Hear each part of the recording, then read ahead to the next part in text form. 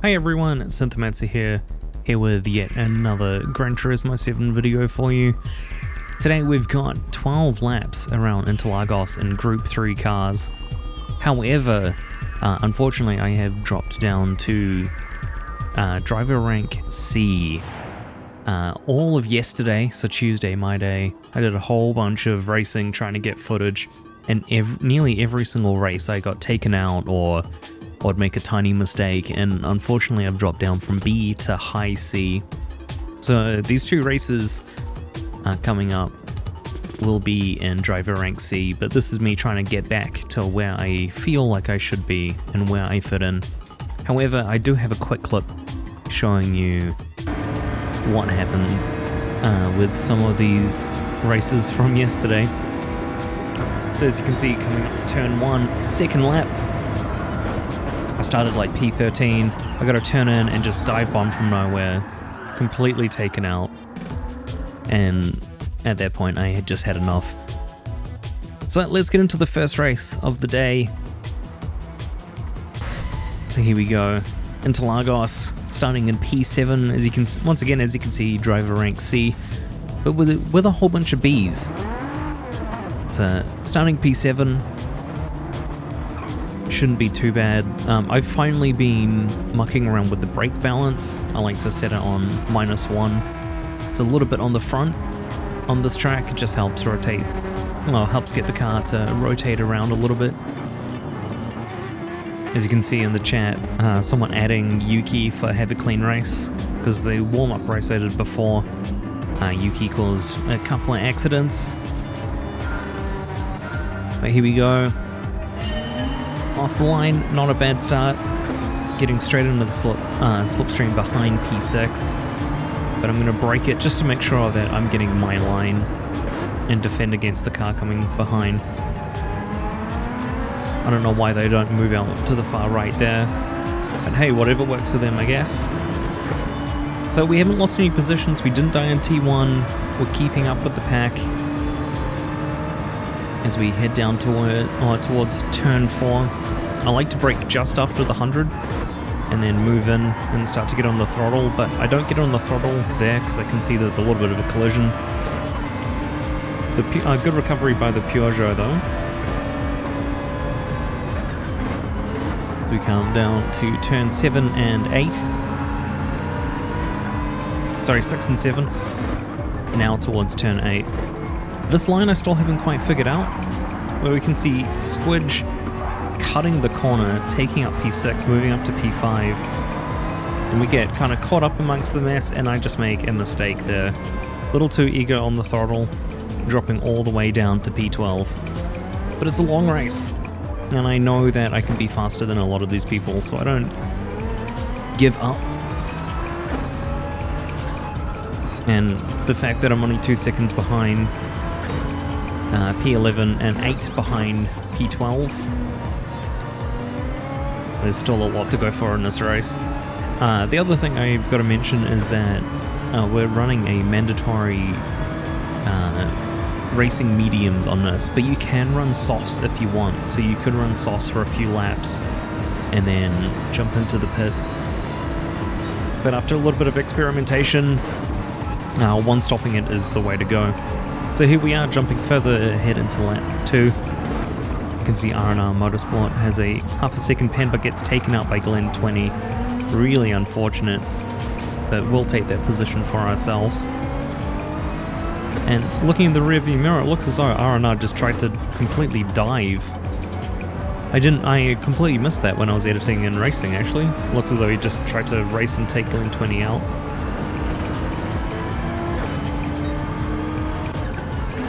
You can see a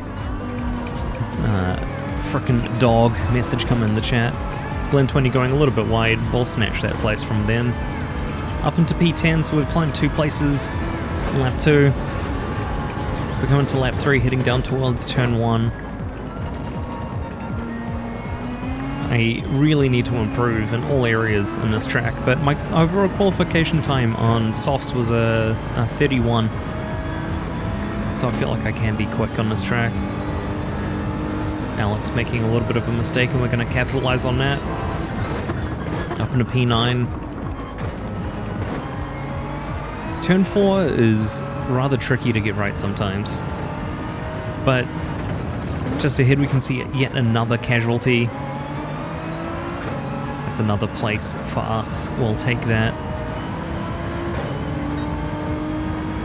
This is another fun corner. Like, if you get it wrong, you just get the worst run out onto the main straight.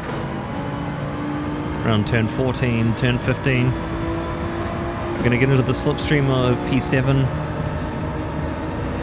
and start working the overtake. And we're going to take P7 for ourselves. It's nearly halfway into this race and we've climbed halfway up the ladder. We're 10 seconds behind the leader though. So don't think we're going to get P1. Jumping ahead into lap 6, catching up with the rest of the pack, still holding on to P7. You can see Rogue getting a little off kilter there, but Alex is going to give us a bump draft to help make up for the action I had to take to not hit Rogue. But these races were quite fun. You can see a little collision between P6 and P5, gifting us the P5. But if you look at my rear vision mirror, there is just 4 cars all fighting for it, 5 cars even. So I look back, see this, and I know that one tiny mistake and I'm going to lose a whole bunch of positions. But I can't let that get in my head. So down turn 12, coming up to turn 13, and there's the mistake that I make. We lose P5, P6 is going to have the slipstream on us, and so will P7 and P8. See what I mean? One tiny mistake in this race, and you're just going to lose a whole bunch of positions. But we can see someone pitting on the softs, so we're just going to overtake them. So they managed to get 7 laps on the softs. We're going to get hit a little bit and lose 2 positions. Back down to P7. Overall, at this point, considering we had that mistake in the first lap, it has been a pretty decent recovery. We're going to try take P6 for ourselves, but I just get the better run. Break that a little bit later. Down towards turn 13. They get a little bit close, hit each other a little bit, and I'm going to use this to my advantage. Get in the slipstream behind the Supra. Just use this to hurdle myself down the main straight. But this is dangerous, having the 2 cars on my right. Go past someone else in the pits, and we almost get completely squeezed. I feel like I had the right to be there, but Rogue wasn't to know I was there. Unless they were using the radar. But they shut that door on me really, really, really well. Had I been a little bit faster, that could have been completely dangerous. We cement P5 for ourselves. Turn through, and unfortunately the car just gets out from underneath me. I slip all the way down to P8. All of that hard work gone. Now we have R&R Motorsport behind us. They get the draft. I give them the space on the inside, knowing that it's going to set me up for my braking point on the outside where I'm most comfortable in T1. Drag race down the straight, all the way down to P9 after one mistake. Let them have the space.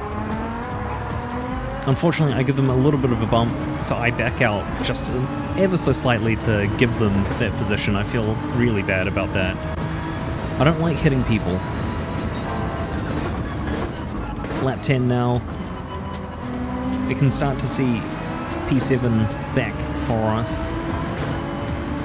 So even after that little spin, a nice little recovery. I mean, you can see my lap times, mostly 34s, then 35s, 36s. The 41 was where the spin was. But R&R picking up a pen for track limits.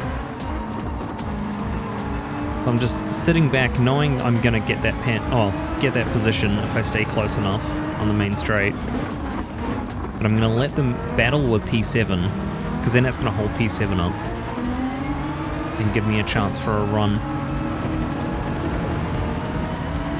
Coming into T13, I brake just before the 50, but you can see, I'm not sure what happened there, but by judging by the 2 seconds extra, R&R punted the car ahead. So that will be us finishing P7. Bit of a topsy-turvy race. Would have liked to see where I could have finished had I not been running out of skill. But we're going to jump in straight to another one. That was an alright finish. And now we're going to be starting P5 in mostly a lobby of C's and D's. There's a few B's in there. But seeing this lobby, I felt like a good finish is on for us. Full of confidence after that last race. A good recovery coming all the way from last up to 7th, up to mid-pack. So we head in with a rolling start. I did do a little bit of the daily race B, but I was really annoyed with the rolling starts, where if you were mid-pack, you would just get caught in the bus stop, and the car behind you would be half a second behind you, but the car ahead would be 2.5 seconds. Don't know what happened with them on the rolling start. Maybe they were AFK, but that's our position. You can see turn 1 madness, people being punted, but we luckily, because of our starting position, avoid all of that. Look to go on the inside of the Supra after taking a bit of the toe. Nice and clean move, but they just turn in as if I'm not there, but they go off the track. I had every right to be there and they just turn into me like I am not there.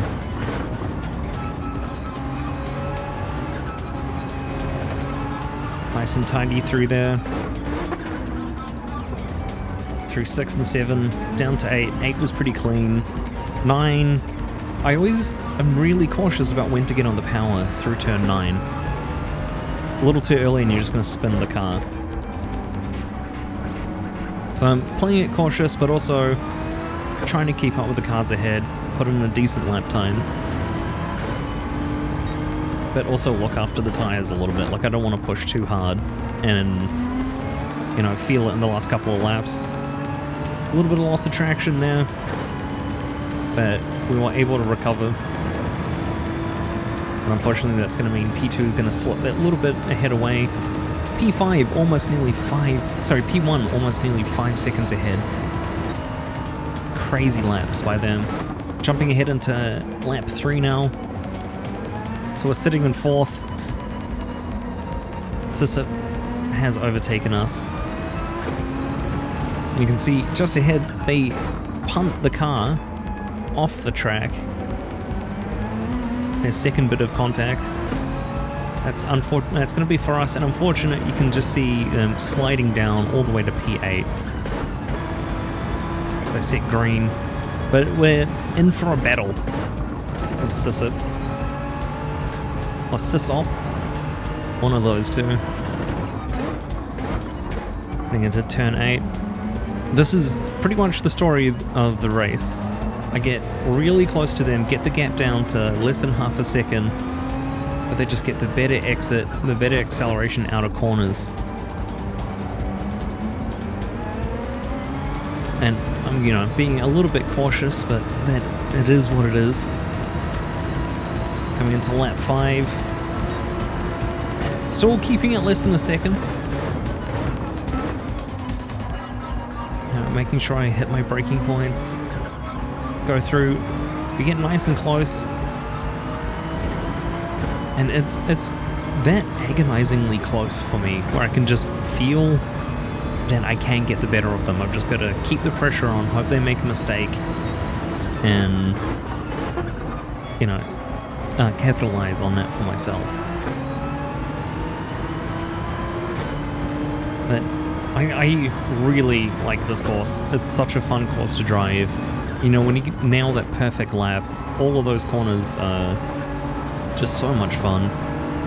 You can see them going wide through there. So this is where I'm like, I'm going to turn on the aggression a little bit and try get ahead of them. I'll put the pressure on, but it doesn't come to fruition for us. Lap 7 now. Heading past turn 5 up to the nice complex of turn 6 and turn 7. But you can see P4 Sanders has caught up and looking to make a move. And the pressure, I make the mistake, let them pass, and we slide down to P4. But being so close to them, I feel like I can use use the slipstream, be able to hopefully catch up and make a move on P3. But I hope that they're quick enough to put the pressure on to P2,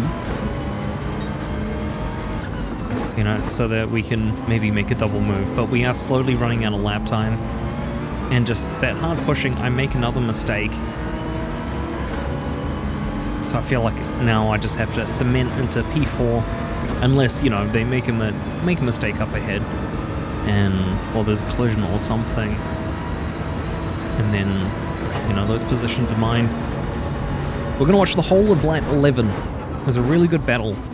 So I've been catching up, keeping up our pace with the pack. P1's gone. We're not gonna get P1, but there's a slight chance for a podium still.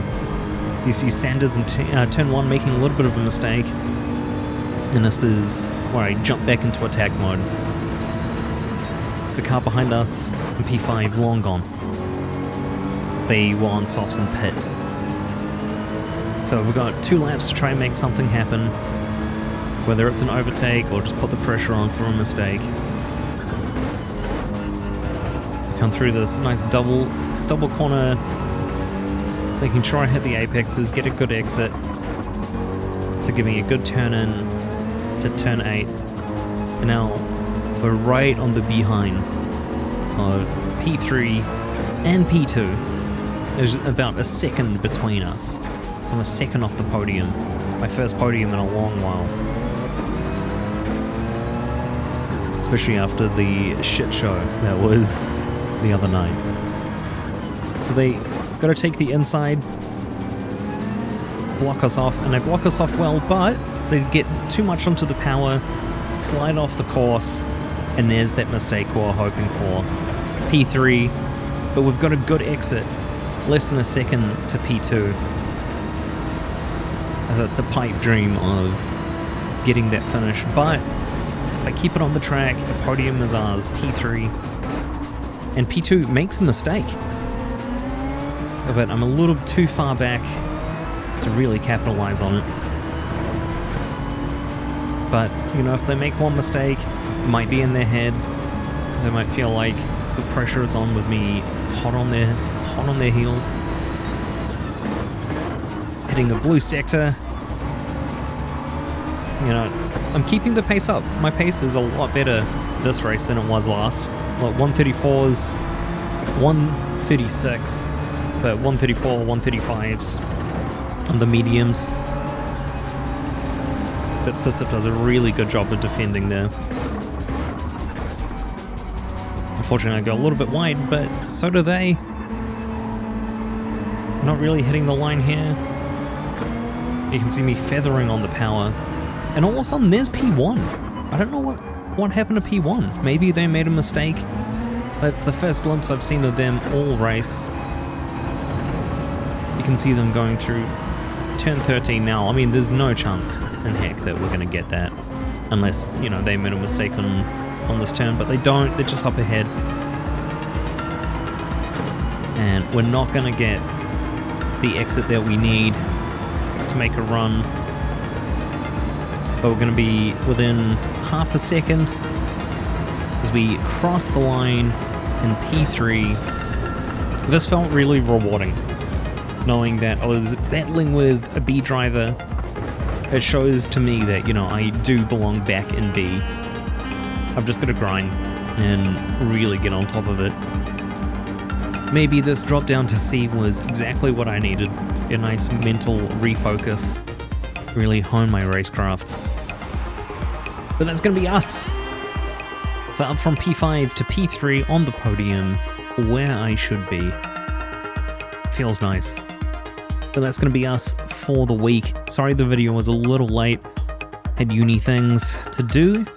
But yeah, don't forget to like, rate, subscribe, and I'll see you guys in the next one. Take it easy.